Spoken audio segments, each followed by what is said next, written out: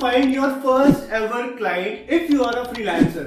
इस सवाल को पूछ के लोगों ने तो मेरे डीएम्स को भर दिया, मेरे कमेंट सेक्शन को भर दिया। एंड आज की इस वीडियो में we will be talking about this only कि कैसे आप एज अ बिगिनर, अगर आप फ्रीलांसिंग में हैं तो आप अपना पहला क्लाइंट कैसे ढूंढ सकते हैं, उसको क्लोज कर सकते हैं और अपनी फ्रीलांसिंग जर्नी की स्टार्टिंग कर सकते हैं। वेल, इस वीडियो के अंदर मैं आपको ये बिल्कुल नहीं बताऊंगा कि आपको फाइवर से या फिर अपवर्क से या फिर freelancer.com से क्लाइंट ढूंढने हैं, बट मैं आपको जेन्युइनली बताऊंगा कि आप इंस्टाग्राम, लिंक्डइन या फिर आप किसी अदर सोशल मीडिया ऐप को यूज करके अपना पहला क्लाइंट कैसे फाइंड कर सकते हैं। और इसके लिए आपको एक भी रुपया खर्च करने की जरूरत नहीं है, बट आपको इसके लिए अपनी स्किल्स के अंदर टॉप नॉच होना पड़ेगा और थोड़ा सा स्मार्ट वर्क करना पड़ेगा, जो इस वीडियो के अंदर मैं आपको बताऊंगा, जो मैंने खुद किया है अपने पहले क्लाइंट को क्लोज करने के लिए। गाइस, YouTube पे ऐसी वीडियोस भरी पड़ी हैं कि आप इस वाली ऐप से क्लाइंट्स लेके आ सकते हो, आप इस तरीके से इंटरनेशनल क्लाइंट्स को क्लोज कर सकते हो। आई डोंट नो रियली कि वो सारे मेथड्स वर्क करते हैं या फिर नहीं करते, but I can bet on this कि अगर आपने ये वाला तरीका यूज किया जो मैं अभी आपको बताना चाह रहा हूँ इस वीडियो के अंदर, तो 101% आप अपना पहला क्लाइंट जरूर क्लोज कर लोगे। This will be my promise, so let's get started. So make sure to take down notes from this video and do watch till last, क्योंकि लास्ट में मैं आपको बहुत इंपॉर्टेंट चीजें भी बताने वाला हूँ अपने पहले क्लाइंट को क्लोज करने से रिलेटेड, कि आप क्लोज करके पहला चार्ज कैसे डिसाइड करोगे अपने फ्रीलांसिंग के लिए। अच्छा, स्टार्ट करने से पहले if you are new to this channel, make sure to subscribe to this channel, because on this channel every Tuesday and every Friday we bring up content which will help you to achieve your goals faster. So अगर आप freelancing करते हैं तो सबसे जरूरी चीज जो आपके लिए होती है वो होती है आपके क्लाइंट्स को फाइंड करना, उनको ऑनबोर्ड करना और उनको रिटेन करना। फ्रीलांसर की जिंदगी में जो सबसे बड़ी चीज होती है दैट इज क्लाइंट्स। अगर क्लाइंट्स नहीं है तो पैसा नहीं है, पैसा नहीं है तो कुछ भी नहीं है, राइट? अब क्लाइंट्स फाइंड करोगे कैसे?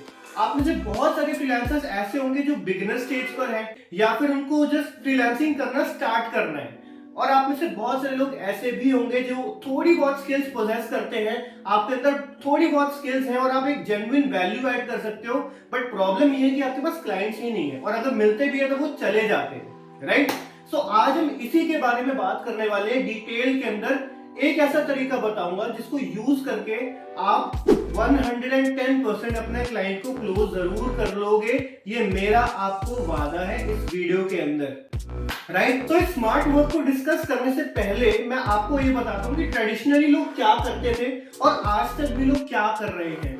अगर आप इंस्टाग्राम पे जा रहे हो, अगर आप यूट्यूब पे जा रहे हो, अगर आप लिंक्डइन पे जा रहे हो या किसी भी सोशल मीडिया ऐप पे जा रहे हो और आप सिर्फ लोगों को टेक्स्ट कर रहे हो कि I am a video editor, I am a graphic designer, I am this, I am that, and आप मुझे काम दो, I will improve the quality of the work etcetera, इस टाइप की अगर आप मैसेजेस लिख रहे हो, कोल्ड आउटरीचिंग कर रहे हो, तो ट्रस्ट मी, ये आपका टाइम वेस्ट कर रहा है। Nobody is going to reply. Even मेरी वीडियोस के ऊपर इंस्टाग्राम पे लोग भरे पड़े हैं जो अपने पोर्टफोलियोज भेज देते हैं या फिर अपनी चीजें भेज देते हैं, अपने मैसेजेस भेज देते हैं। With due respect to them, हम क्रिएटर्स नहीं देख पाते हैं। पहली बात, मैसेजेस भी बहुत ज्यादा होते हैं, और दूसरी बात, this is not the correct way to reach out to clients. या फिर लोग दूसरा ट्रेडिशनल मेथड अपनाते हैं आज की डेट में कि फाइवर या फिर अपवर्क के ऊपर आप अपना प्रोफाइल बना लेते हो एंड यू एक्सपेक्ट कि इंटरनेशनल क्लाइंट्स भी आपको सर्च करेंगे and they will pay you in dollars.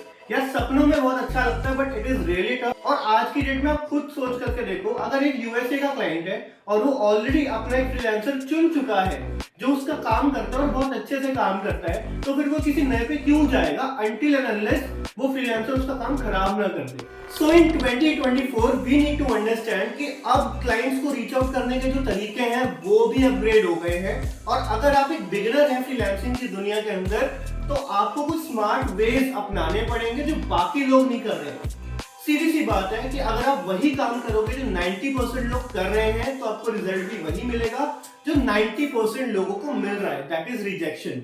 But अगर आप वो चीजें करोगे जो 10% लोग को ही पता है तो आपको वो रिजल्ट मिलेगा जो सिर्फ 10% लोगों को ही मिलता है, राइट? सो आज हम इसी 10% स्ट्रैटेजी के बारे में बात करेंगे कि how you will be getting your first client being a beginner in freelancing. आपको स्मार्ट वर्क करना है। अब कौन से स्मार्ट वर्क की मैं बात कर रहा हूं, मैं आपको बताता हूं। एग्जाम्पल के तौर पे, अगर आप एक वीडियो एडिटर है, आपको वीडियो एडिटिंग बहुत अच्छे से आती है, ठीक है, आपके पास दो तरीके हैं। या तो आप किसी भी क्लाइंट का नाम सर्च करें, किसी भी माइक्रो इन्फ्लुएंसर का या डिजिटल क्रिएटर का नाम सर्च करें और उनको डायरेक्टली डीएम करें कि hi sir, hi ma'am, I am video editor and I will be happy to edit your videos as a freelancer. अगर आप ये करते हैं तो आई एम 100% श्योर आप रिजेक्ट होने वाले हैं। क्यों? क्योंकि यही सेम चीज बहुत सारे फ्रीलांसर्स ऑलरेडी कर रहे हैं, राइट? और इसमें जेन्युइनली कोई वैल्यू दिख नहीं रही है क्लाइंट को। तो आप खुद क्लाइंट के पर्सपेक्टिव से सोच करके देखिए कि उनको कैसे पता कि आप बहुत ज्यादा अच्छे हैं in comparison to the other video editors in the market. इससे बढ़िया एक बहुत अच्छा तरीका मैं आपको बताता हूं। मान करके चलते हैं, आपने जिस भी इंसान की वीडियो एडिट करनी है उसकी एक वीडियो निकालो और अपने बेस्ट लेवल पे उसको फ्री ऑफ कॉस्ट एडिट कर दो। फॉर एग्जाम्पल, अगर आपको मेरे साथ ही काम करना है तो आप इंस्टाग्राम पे जाके मेरी कोई भी रील निकालो, उसको डाउनलोड करो और उसको रिक्रिएट करो अपने बेस्ट लेवल के ऊपर कि आप अपना बेस्ट कैसे इनपुट दे सकते हो। और अगर आपने वो दिया और उसके बाद आपने मुझे डीएम किया कि sir I have recreated your reel and this is how it looks, तो हो सकता है अगर मैं आपका मैसेज पढ़ूंगा और अगर मैं अपनी रील को रिक्रिएटेड देखूंगा और मुझे लगेगा कि यार ये बहुत अच्छी टॉप नॉच एडिटिंग करी है इस इंसान ने, इस फ्रीलांसर ने, तो शायद मैं आपको कंसीडर करूंगा, राइट? आज की डेट में सेलिंग इज नॉट समथिंग जिसमें आप सिर्फ बातें करते हो। The best way to sell your service is to show what benefit you can get to the client. इसी को एक और एग्जांपल से समझते हैं। मान करके चलते हैं आप एक वेबसाइट डेवलपर है, ठीक है? अब आपने ऑलरेडी किसी भी ब्रांड को रीच आउट किया, ठीक है, कि सर मैं आपकी वेबसाइट को इंप्रूव कर सकता हूं, आपके वेबसाइट में ये सारे फॉल्ट्स हैं, आपके वेबसाइट में ये सारे इंप्रूवमेंट्स हैं, उससे कोई फर्क ज्यादा नहीं पड़ेगा।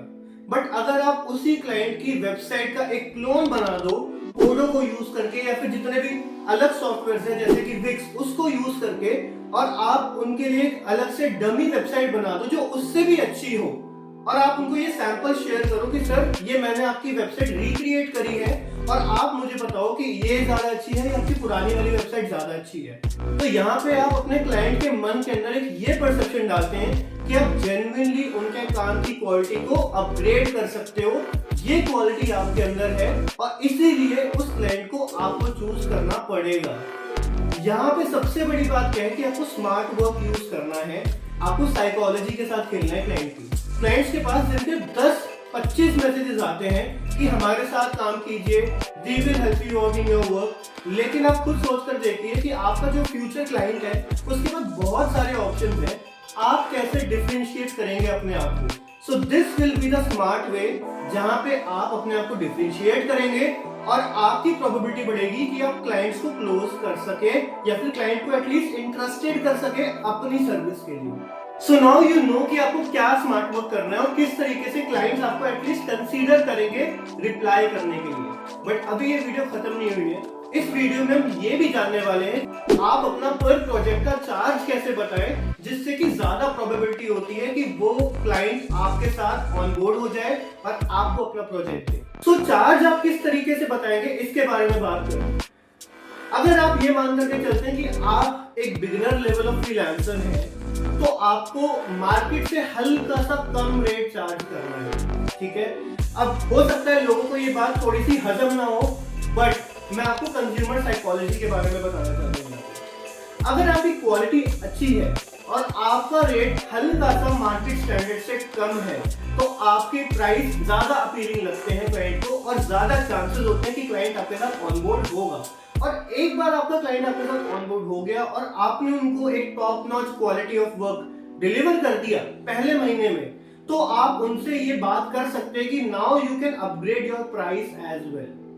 यहाँ पे सबसे अच्छी बात क्या है गाइस कि अगर आप मार्केट स्टैंडर्ड से हल्का सा कम चार्ज लेते हैं तो आपके चांसेस ज्यादा होते हैं कि क्लाइंट आपके साथ काम करेगा, जुड़ेगा और स्टार्ट करवाएगा आपके साथ काम करना। और सेकंड स्टेप में अगर आपने क्लाइंट को अपने काम से खुश कर दिया तो वो क्लाइंट आपका जरूर चार्ज बढ़ाने में पीछे बिल्कुल नहीं हटेगा क्योंकि उनको क्वालिटी मिल रही है, राइट?